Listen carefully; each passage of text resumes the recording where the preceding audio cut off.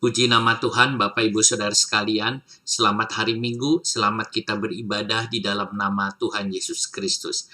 Hari yang kesekian kita masih di dalam online. Terus kita berdoa baik untuk pemerintahan kita supaya bisa segera mengatasi semua persoalan-persoalan yang ada. Kita tahu Tuhan menolong. Kalau kita sama-sama berdoa kepada Tuhan, Tuhan mendengar doa kita dan Dia akan mengerjakan sesuatu bagi kita semua demi kebaikan semuanya dan demi kemuliaan nama Tuhan. Saudaraku, hari ini kita akan mendengar firman Tuhan tentang tidak tahu malu. Lukas 11 ayat 18. Kita perlu mempelajari hal ini karena ada hal-hal yang indah yang kita bisa lihat. Lukas 11 ayat 8. Lukas 11 ayat 8. Aku berkata kepadamu, sekalipun ia tidak mau bangun dan memberikannya kepadanya karena orang itu adalah sahabatnya, namun karena sikapnya yang tidak malu itu, ia akan bangun juga dan memberikan kepadanya apa yang diperlukannya. Saudara, di sini ada kata karena sikapnya yang tidak malu itu. Kita akan melihat dalam terjemahan yang lain, aku berkata kepadamu, bahkan jika setelah bangun ia tidak memberikan kepadanya, tetapi karena sebagai sahabatnya, karena tidak malunya, sesudah bangun, ia akan memberikan kepadanya sebanyak apa yang diperlukannya. Saudara, aku berkata kepadamu, Tuhan bilang, bahkan jika setelah bangun, orang itu bangun, ia tidak memberikan kepadanya, dia tidak ngasih, tetapi karena sahabatnya, lalu karena tidak malunya, sesudah bangun, ia akan memberikan kepadanya. Di sini ada kata yang saya tebali ini, saudara, ten anaideian autou. Kita akan coba periksa dulu kata ini yang diterjemahkan tidak malu, saudara. Karena terjemahan tidak malu. Tidak malu atau tidak tahu malu sebetulnya. Anaideia, itu kata anaideia. Saudara, anaideia ini berasal dari kata a ditambah aidos. Jadi a tambah aidos ya. Aidos itu artinya malu atau rasa malu. Nah, a ini disebut bentuk alfa. A ini alfa, namanya alfa privatif. Nah, artinya kebalikan. Jadi a ini bukan artinya tidak, tapi kebalikan. Jadi aidos misalnya rasa malu. Kebalikan dari rasa malu, tidak rasa malu. Begitu, saudara. Jadi ini adalah tidak rasa malu. Atau tanpa rasa malu, boleh. Tidak tahu malu, ya bisa juga. Jadi tidak rasa malu, tidak tahu malu, atau tidak malu. Sehingga ayat ini mengatakan tentang orang ini karena tidak tahu malu, saudara. Tahu malu, tidak peka terhadap sesuatu, atau dia tidak peka terhadap sesuatu. Itu juga bisa punya pengertian ini. Orang ini tidak tahu malu, saudara. Kata anaideia ini hanya ada di dalam Injil Lukas. Tidak ada di yang lain, saudara. Dan tertulis hanya satu kali, saudara lihat. Hanya satu kali. Sebab ini sulit untuk kita bisa melihat dengan lebih teliti. Tapi kita minta Tuhan tolong dan Tuhan mencelikan mata kita bisa melihat semua pekerjaan ini. Saudara, yang menjadi pertanyaan kita, siapakah yang dimaksud dengan tidak tahu malu ini? Kita akan melihat konteks keseluruhannya lebih dulu. Di pasal 11 ayatnya yang ke-1, ini kan ceritanya gini, saudara. Pada suatu kali Yesus sedang berdoa di salah satu tempat. Ketika ia berhenti berdoa, berkatalah seorang dari murid-muridnya kepadanya, Tuhan, ajarlah kami berdoa sama seperti yang diajarkan Yohanes kepada murid-muridnya. Jawab Yesus kepada mereka, apabila kamu berdoa, katakanlah. Nah, jadi saudara, di dalam ayat ini dikatakan, waktu itu murid-murid datang minta diajarkan berdoa seperti murid Yohanes. Bagaimana berdoa? Lalu Yesus menyebut tentang doa yang disebut doa Bapa kami. Tetapi yang di Lukas itu agak lebih singkat dibandingkan yang ada di Injil Matius. Berkata begini, Bapa, dikuduskanlah namamu, datanglah kerajaanmu. Berikanlah kami setiap hari makanan kami yang secukupnya, dan ampunilah kami akan dosa kami, sebab kami pun mengampuni setiap orang yang bersalah kepada kami. Dan janganlah membawa kami ke dalam pencobaan. Nah, setelah ini baru perumpamaan. Di ayat 5-8. Kemudian di ayat 9-13 baru pernyataan Tuhan tentang oleh karena itu aku berkata kepadamu, mintalah maka akan diberikan kepadamu, carilah maka kamu akan mendapat, ketoklah maka pintu akan dibukakan bagimu. Karena setiap orang yang meminta menerimanya, setiap orang yang mencari mendapatnya, dan setiap orang yang mengetok baginya pintu dibukakan. Bapa manakah di antara kamu jika anaknya minta ikan, daripadanya akan memberikan ular kepada anaknya itu ganti ikan? Atau jika ia minta telur, akan memberikan kepadanya kalajengking? Jadi jika kamu yang jahat tahu memberi pemberian yang baik kepada anak-anakmu, apalagi Bapamu yang di sorga, ia akan memberikan Roh Kudus kepada mereka yang meminta kepadanya. Jadi saudara lihat ayat 9-13 pernyataan Tuhan. Nah, yang kita lihat adalah 5-8 lebih dulu. Kita lihat perumpamaan Tuhan Yesus tentang di sini ada orang meminta roti. Nah, saudara itu konteks keseluruhannya. Kita akan coba melihat.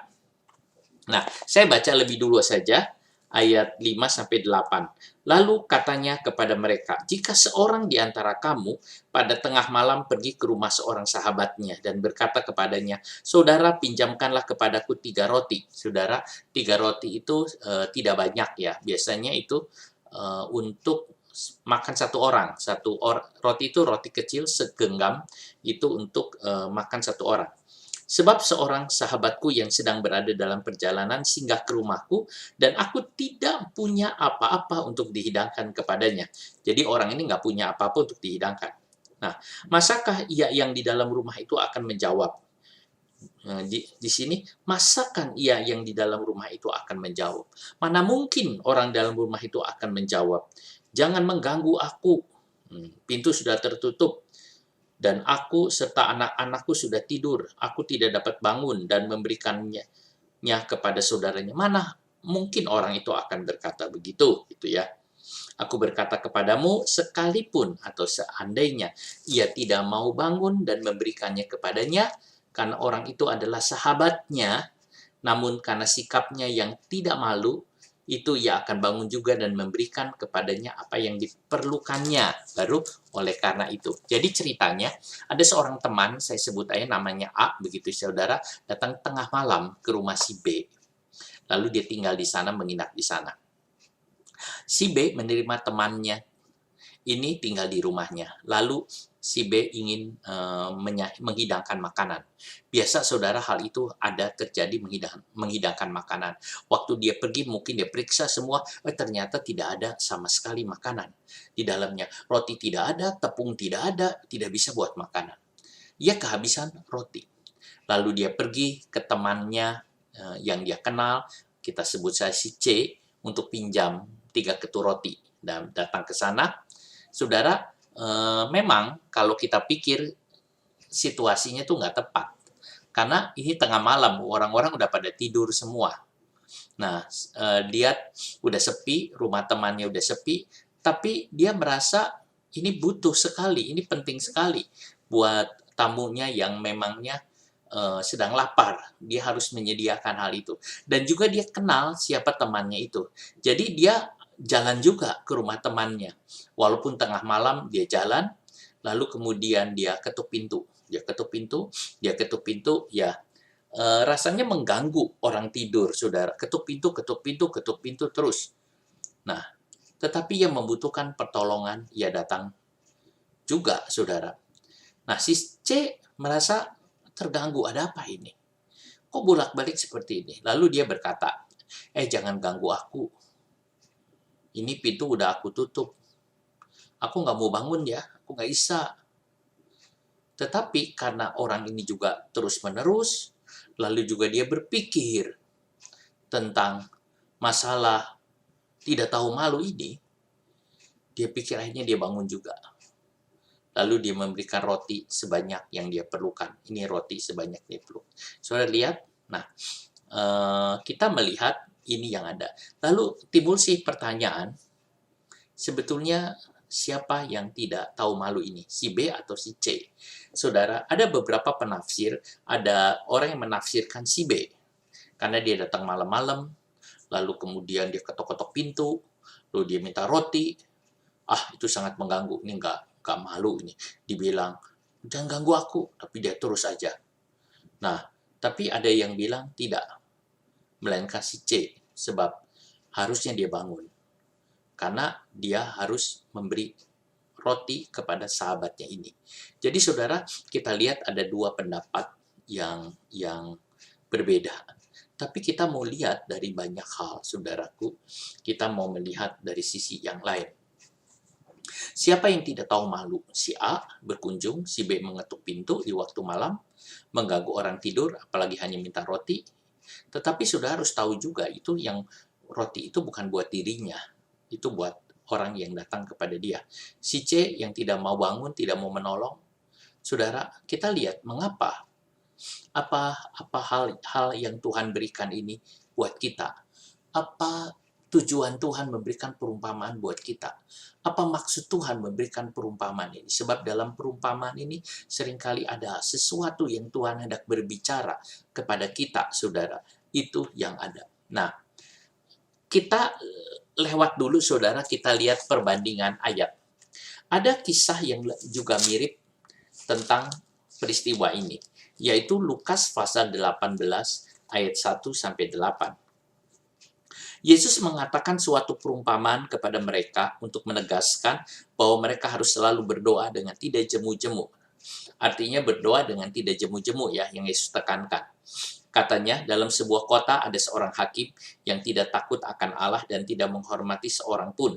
Dan di kota itu ada seorang janda yang selalu datang kepada hakim itu dan berkata, belalah aku terhadap lawanku. Beberapa waktu lamanya hakim itu menolak. Tetapi kemudian ia berkata dalam hatinya, walaupun aku tidak takut akan Allah dan tidak menghormati seorang pun, namun karena janda ini menyusahkan aku, baiklah aku membenarkan dia supaya jangan terus saja ia datang dan akhirnya menyerang aku. Kata Tuhan, camkanlah apa yang dikatakan hakim yang lalim itu. Tidakkah Allah akan membenarkan orang-orang pilihannya yang siang malam berseru kepadanya, dan adakah ia mengulur-ulur waktu sebelum menolong mereka? Aku berkata kepadamu, ia akan segera membenarkan mereka. Akan tetapi jika anak manusia itu datang, adakah ia mendapati iman di bumi? Di peristiwa ini, saudara, ada seorang hakim yang lalim, hakim-hakim yang tidak mengenal, tidak takut sama Tuhan ini. Ada juga seorang perempuan yang punya kasus, lalu kemudian dia minta si perempuan, dia bolak-balik minta kepada si hakim itu untuk membela perkaranya. Si hakim itu bilang, peduli amat, pusing amat. Dia tidak takut dengan Tuhan, dan juga dia tidak takut dengan orang, biarkan saja. Tetapi si perempuan ini terus dia bicara, terus bicara, terus bicara. Akhirnya hakim itu jadi pikir, aku ini diganggu sama perempuan ini. Udahlah, aku bereskan saja. Memberi keadilan. Lalu kemudian si hakim itu memberikan keadilan kepada si perempuan ini. Nah, saudara, ini yang ada. Nah, Tuhan menekankan di dalam ayat ini, saudara, kita perhatikan, Tuhan bukan hakim yang lalim. Nah, Tuhan bukan hakim yang lalim. Tuhan adalah hakim yang baik, Tuhan adalah hakim yang benar. Sedangkan si janda ini, saudara, dia yang memohon. Nah, Tuhan menceritakan tentang berdoa tidak jemu-jemu, berdoa yang terus-menerus. Nah, si hakim ini hakim lalim. Dia akhirnya menyerah juga. Tapi Tuhan bukan Tuhan yang lalim. Tuhan yang baik. Apalagi Tuhan, saudara, kalau kita minta pasti ada. Nah, kita lihat, tapi Tuhan mengatakan di sini, kita juga tidak jemu-jemu untuk berdoa, meminta kepada Tuhan. Sebab Tuhan tidak akan mengulurkan waktu. Saudara, Tuhan tidak akan mengulurkan waktu, membiarkan, ya sudah seperti hakim yang lalim ini, lalu membiarkan sampai lalu kemudian tidak, saudara. Tuhan pada waktunya dia akan mengerjakan dan menolong. Jadi kita percaya kepada Tuhan. Yang penting kita punya iman. Ini ceritanya yang ada, saudara. Nah, sekarang kita lihat, janda ini terus-menerus. Apakah janda ini yang disebut tidak tahu malu? sehingga dia minta terus, atau hakim ini yang tidak tahu malu? Kalau dalam peristiwa ini, kalau dihubungkan dengan kata malu dengan tidak, saya bisa mengambil satu keputusan bahwa hakim ini tidak tahu malu. Kenapa? Karena dia tidak mau membela keadilan, tidak mau menolong orang yang memerlukan pertolongan. Nah, saudara, kita akan bandingkan dengan ayat yang tadi. Nah, kita melihat ada orang yang datang tengah malam, dia ketuk pintu, terus dia ketuk pintu.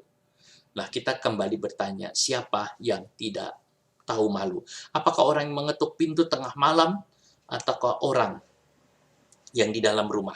Jika kita melihat ayat ini, saudara, maka orang yang di dalam rumah itu yang kita boleh sebut tidak tahu malu di situ. Mengapa tidak tahu malu? Karena dia tidak mau menolong orang. Saudara, di budaya Timur Tengah waktu itu, keramahan sangat dihargai dan dihormati. Jika ada orang membutuhkan pertolongan, lalu tidak ditolong, itu perbuatan yang memalukan, saudara. Nama dan reputasinya akan hancur. Apalagi kalau tersiar di luar, dia akan jelek dan dikenal sebagai orang yang tidak mau perhatian orang lain, tidak mau menolong orang lain. Nah, itu yang ada. Tapi kita lihat dalam kisah ini, akhirnya dia bangun juga. Kalau tidak, itu akan memalukan, sebab tidak menolong temannya.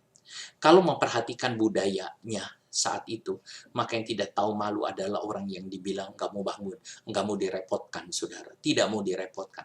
Kadang-kadang ada orang, saudara, teman mungkin tidak mau direpotkan oleh orang-orang yang ini. Tetapi di dalam tubuh Kristus, saudaraku, kita harus bersedia untuk mau direpotkan. Mungkin orang seperti mengganggu kita, saudara. Tetapi tidak apa-apa. Kenapa? Karena mereka adalah bahagian dari kita. Saudara, saya menasehatkan juga kepada saudara, jangan kita menjadi orang yang tidak mau direpotkan, jangan kita menjadi orang yang tidak tahu malu dikiranya, tanda kutip tidak tahu malu artinya tidak mau direpotkan, saudara. Kalau misalnya ada orang yang memerlukan, biar kita mau mengatakan ya, sebisa aku bisa tolong, sebisanya aku bisa bantu. Apalagi dengan COVID-19 ini, saudara. Biar kita mau saling tolong-menolong. Apa yang kita bisa bantu, kita bisa bantu. Jangan kita orang yang mengatakan, aku tidak bisa bangun, aku tidak mau. Memang, saudara, orang ini datangnya pada malam hari. Seolah-olah itu bukan waktu yang tepat. Tetapi Tuhan ingin kita juga mengajar kepada kita untuk kita mau, saudara, saling menolong satu sama yang lain. Saya harap kita bisa mengerti.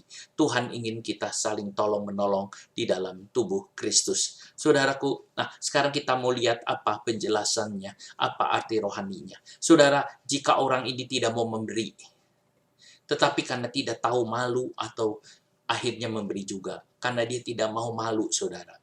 Apalagi Bapa di sorga, ia tidak menunggu sampai bertalu-talu. Saudara, apalagi Bapa di sorga, dia akan menolong kita. Tuhan tidak pernah mengulur-ulur waktu dalam menolong. Tuhan tidak pernah menunda-nunda, saudara, waktu.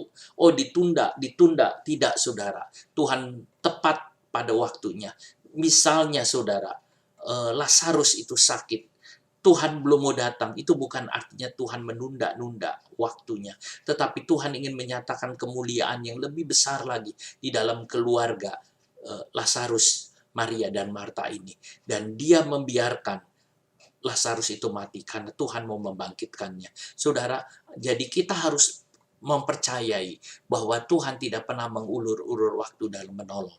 Saudara, iya, tetapi kita juga harus berani minta kepada Tuhan dengan tekun. Tuhan kalau memberi bukan menunggu, membiarkan kita bertalu-talu, tetapi pada waktu yang tepat. Sebab Tuhan tahu waktu mana, saudara. Tuhan Yesus berkata, berdoalah kepada Bapa di sorga. Berdoa kepada Bapa, dia pasti akan menolong.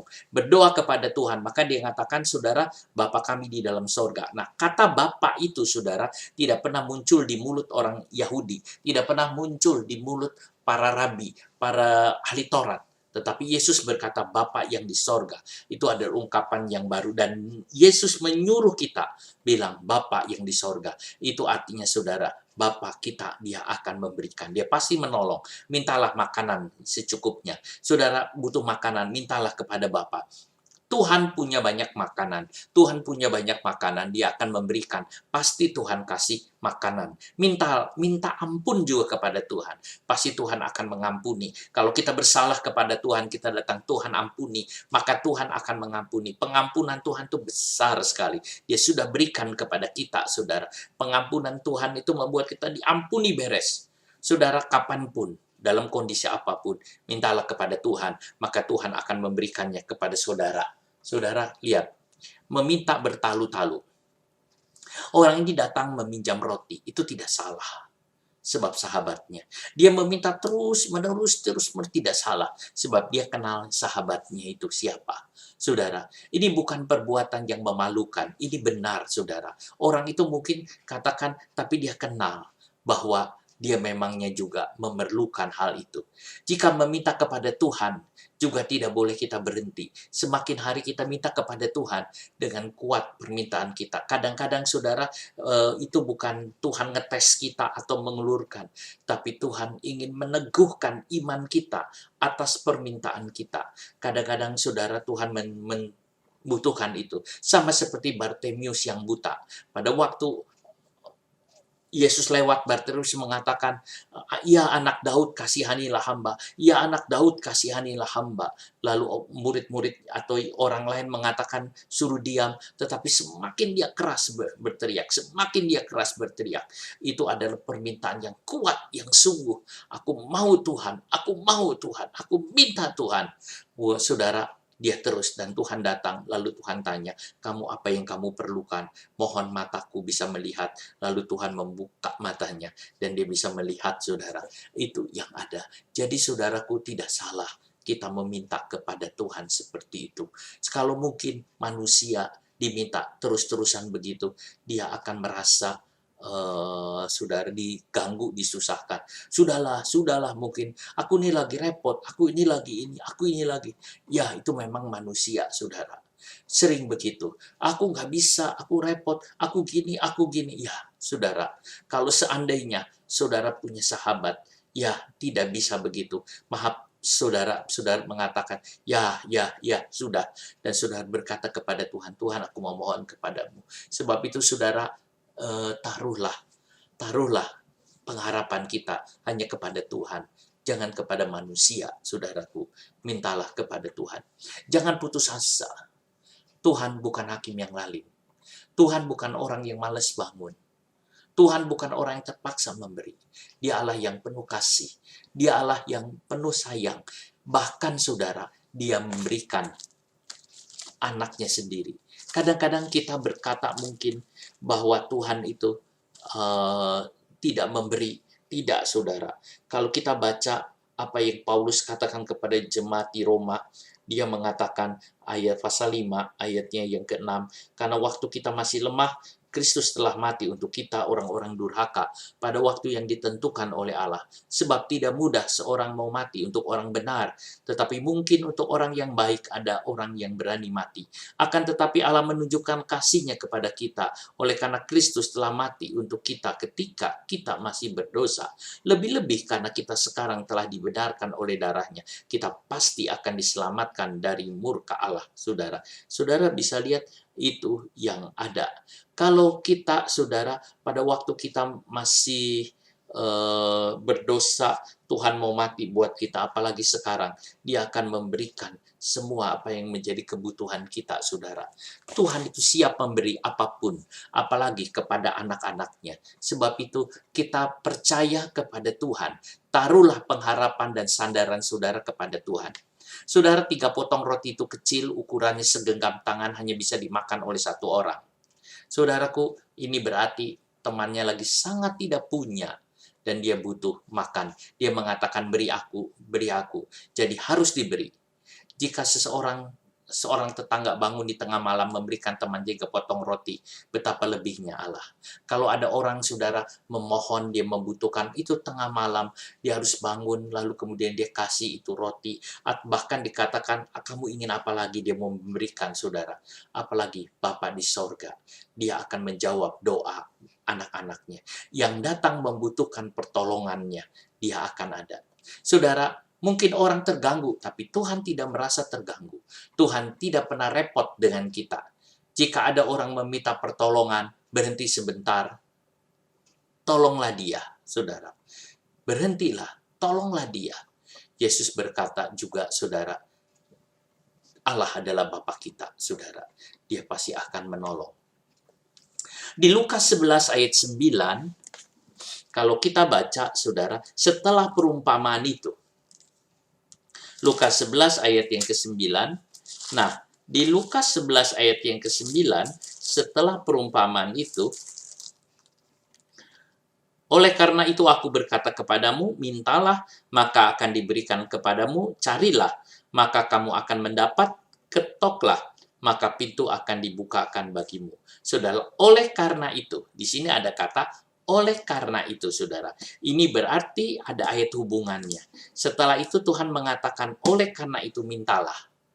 Saudara, jadi pembahasan yang kita lihat adalah si orang yang tidak mau bangun tadinya, saudara, itu akhirnya bangun juga. Apalagi Tuhan.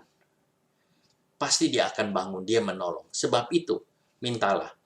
Orang yang rasa-rasanya seperti ini saja, yang rasanya lagi ares-aresan, atau seperti hakim yang lalim saja, akhirnya mau. Apalagi Tuhan, saudara. Sebab itu, Alkitab mengatakan mintalah. Kata Yunani-nya mintalah adalah aiteite, saudara. Mintalah, maka akan diberikan kepadamu. Kata aiteite itu artinya, saudara, aku mohon kepadamu Tuhan. Aku perlu kepadamu Tuhan. Aku minta dengan mendesak. Aku minta ya Tuhan. Saudara, lalu mintalah apa yang menjadi kebutuhanmu. Mintalah, maka Tuhan akan memberikan.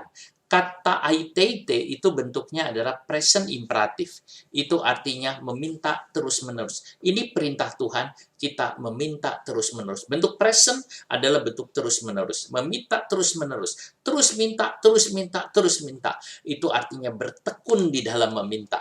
Paulus mengatakan berdoa dengan tidak keputusan. Tuhan mengatakan meminta kepada Tuhan dengan tidak putus harapan. Sebab Tuhan dengar doa saudara. Tuhan dengar doa saudara. Kadang-kadang saudara belum ada jawaban dari Tuhan, bukan karena Tuhan repot, bukan karena Tuhan tidak mau bangun, tetapi saudara, itu karena Tuhan masih melihat tentang kita, saudara, waktu yang tepat yang Tuhan sedang buat untuk kita, saudara. Supaya apa yang Tuhan berikan itu memuliakan nama Tuhan, saudara. Yang Tuhan bilang aiteite, meminta. Kita kadang-kadang harus meminta kepada Tuhan. Saudara, ada orang mengatakan, bukankah Tuhan tahu isi hatiku? Bukankah Tuhan tahu doaku? Tuhan tahu keperluanku. Iya, Tuhan tahu keperluan saudara. Tuhan tahu isi hati saudara. Tuhan tahu semuanya. Tetapi Tuhan ingin juga kita meminta. Itulah sebabnya minggu yang lalu saya berkata, Yesus lewat. Tujuannya untuk kita panggil. Yesus lewat dan kita memanggil Tuhan tolong. Saudara, kadang-kadang Tuhan mau kita mengatakan, Tuhan aku butuh ini. Tuhan aku perlu ini. Yang kedua kata seteite. Itu artinya mencari. Dari kata seteo mencari. Tapi bentuknya juga present imperatif. Itu artinya cari lagi. Cari terus. Bertekun di dalam mencari. Kita mencari, saudara. Mencari apa? Mencari kita yang hilang. Apa yang hilang di dalam hidup saudara. Kita mencari apa yang hilang. Apa yang hilang di dalam hidup saudara. Itulah yang kita cari. Apa yang kita butuhkan. Saudara, pertama kita meminta tentang kebutuhan kita.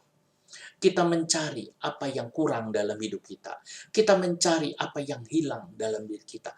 Kadang-kadang, saudara, ada hal-hal yang penting yang di dalam diri kita yang Tuhan beri itu hilang. Saudara, carilah seperti seseorang yang mencari itu mutiara yang hilang, mencari benda yang terhilang, saudara. Lalu dia sapu, dia kayaknya ketemu, saudara. Mata uang yang hilang itu, saudara.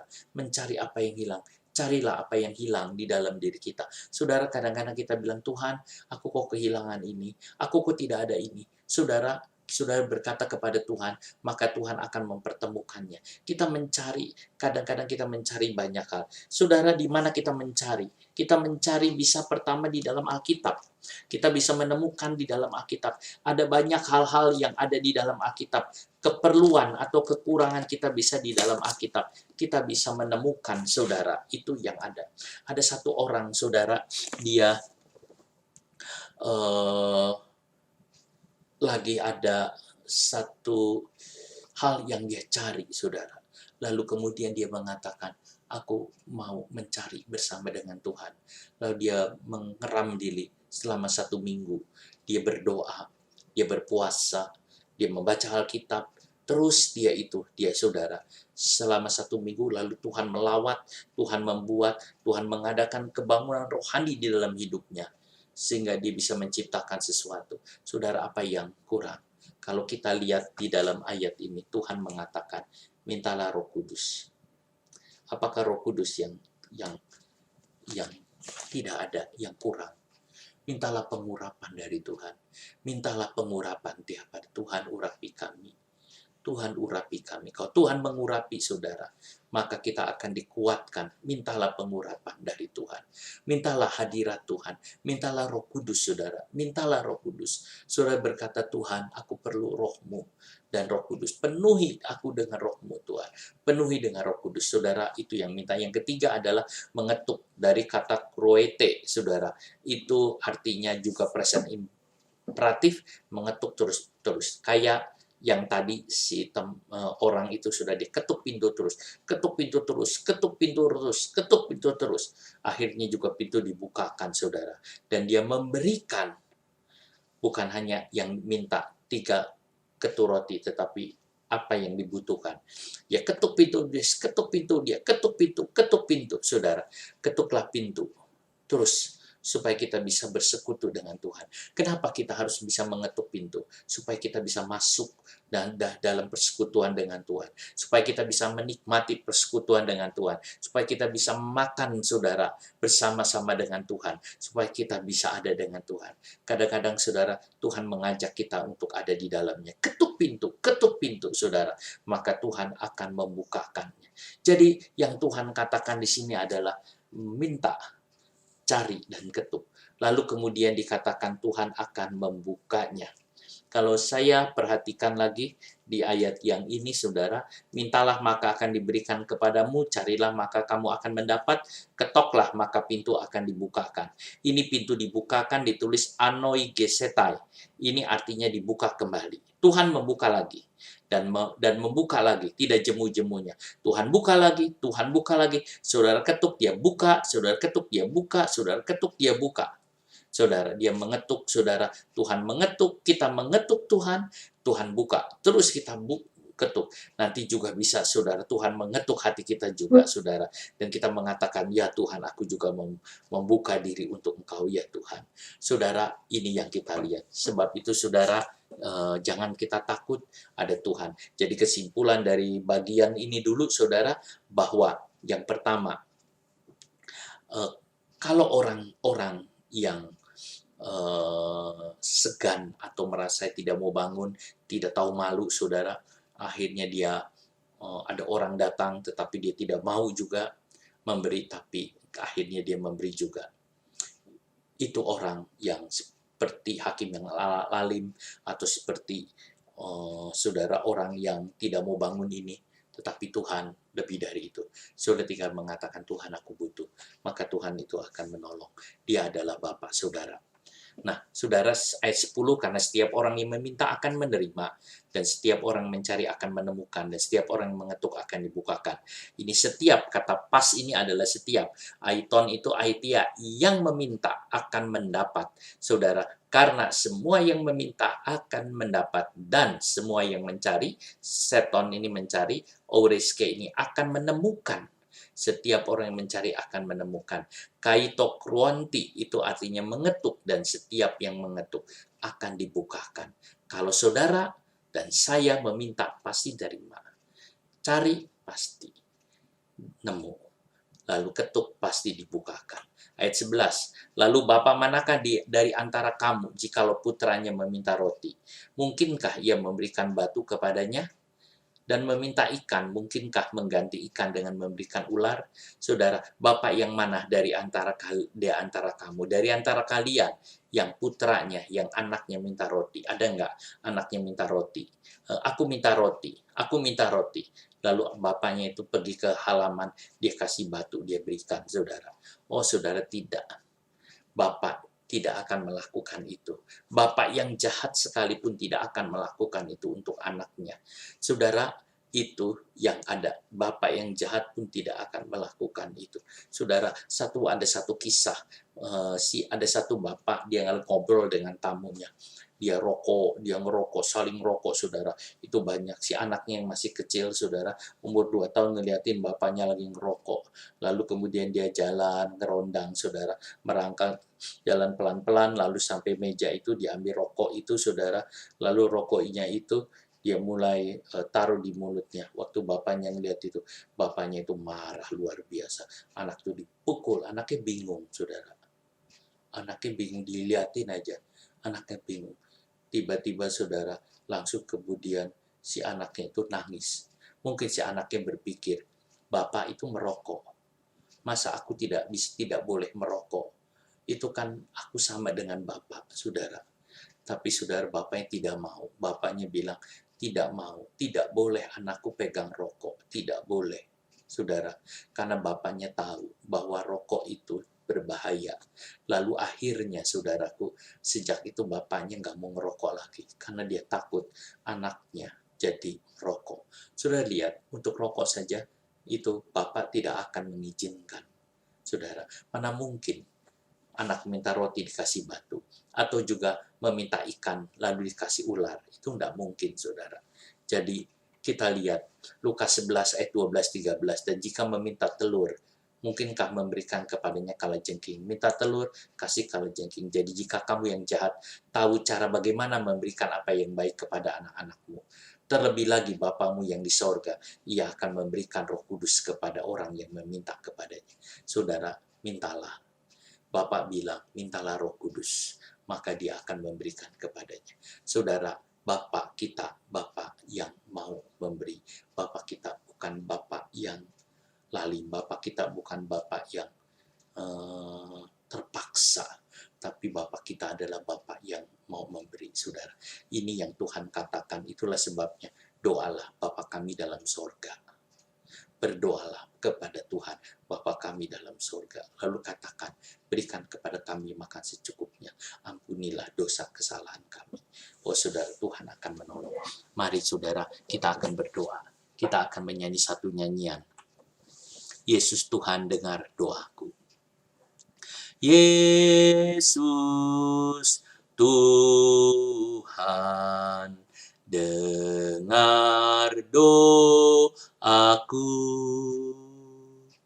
Janganlah Tuhan lalui, berilah berkat-Mu. Yesus Tuhan, dengar doaku. Janganlah Tuhan lalui, berilah berkat-Mu. Kita saudara sama-sama masuk di dalam doa. Bapa dalam sorga, kami berterima kasih kepadamu buat semua yang Kau tolong. Tolong Kau pimpin kami. Kami sudah mendengarkan firman-Mu. Engkau adalah Tuhan yang baik. Engkau bukan seorang sahabat yang masih ada hitung-hitungan karena mungkin dia tidak bisa menolong, terganggu, dan sebagainya. Engkau juga bukan hakim yang lalim, ya Tuhan. Engkau adalah Tuhan kami yang hidup. Engkau adalah Tuhan kami yang baik. Bahkan Engkau adalah Bapa kami. Bapa yang di sorga. Engkau kenal kami. Bapa, Engkau tahu isi hati kami. Bapa, Engkau tahu rambut di kepala kami bisa dihitung. Bapa, Engkau tahu bahwa kami lebih berharga daripada burung pipit. Bapa, kami tahu bahwa Engkau mendandani bunga bakung, Engkau mendanani segala rumput yang akan mudah layu, tetapi Tuhan, kami adalah anak-Mu, dan kami tahu Engkau memberkati kami. Bapa, Engkau mengajarkan kepada kami, untuk kami berseru Bapa kami di dalam sorga. Berikan kepada kami makanan kami secukupnya Tuhan. Berikan kepada kami dan ampunilah dosa, kesalahan kami. Tuhan, Kau tolong kami. Terima kasih banyak Bapa. Terima kasih. Kami membawa jemaat-Mu ke dalam tangan-Mu Tuhan. Kau tolong Kau lindungi jemaat-Mu. Kau tolong Kau lindungi anak-anak-Mu. Engkau tolong Tuhan supaya jemaat-Mu itu diberkati oleh Engkau. Dipenuhi oleh Engkau. Terima kasih banyak Bapa. Terima kasih. Kami rindu hadirat-Mu Tuhan. Tuhan tolong di dalam masa COVID ini ada jemaat-Mu yang mungkin sulit untuk bekerja. Tuhan buka jalan supaya mereka bisa bekerja. Tuhan tolong ada jemaat-Mu yang Tuhan Yesus, dia mengalami persoalan di dalam hidupnya. Kau tolong Tuhan supaya jemaat-Mu diteguhkan dan dikuatkan di dalam Engkau. Tuhan Yesus, terima kasih. Tolong Bapa, Engkau tolong semua anak-anak-Mu untuk jalan di dalam jalan-Mu, untuk jalan di rel-Mu Tuhan. Tuhan Yesus, terima kasih. Tolong berkati anak-anak-Mu yang sakit, Kau jamah dan Kau sembuhkan. Kami bawa dalam tangan-Mu Pak Irawan Tuhan. Kau tolong, Kau jamah juga, Kau sembuhkan. Mamanya Bu Marta juga Engkau tolong Tuhan Yesus. Engkau tolong ya Bapa. Terima kasih banyak Bapa. Terima kasih Tuhan Yesus. Tuhan, Kau tolong pekerjaan-Mu ini.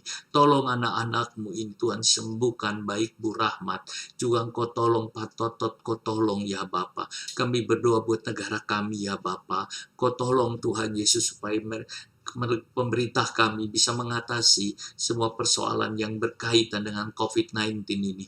Bapa, terima kasih.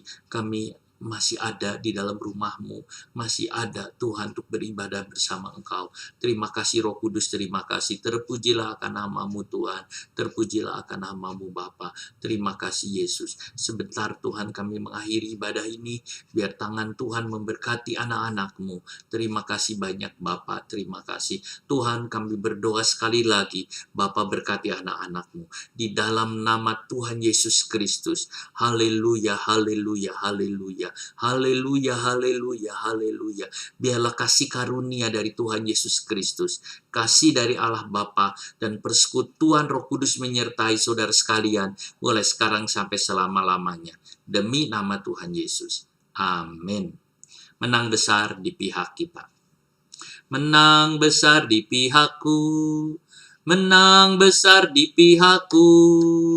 Tuhan peranggantiku, ku berdiam juga. Menang besar di pihakku. Menang besar di pihakku. Menang besar di pihakku. Tuhan peranggantiku, ku berdiam juga. Menang besar di pihakku. Terima kasih saudara, Tuhan memberkati saudara. Selamat hari Minggu. Amin.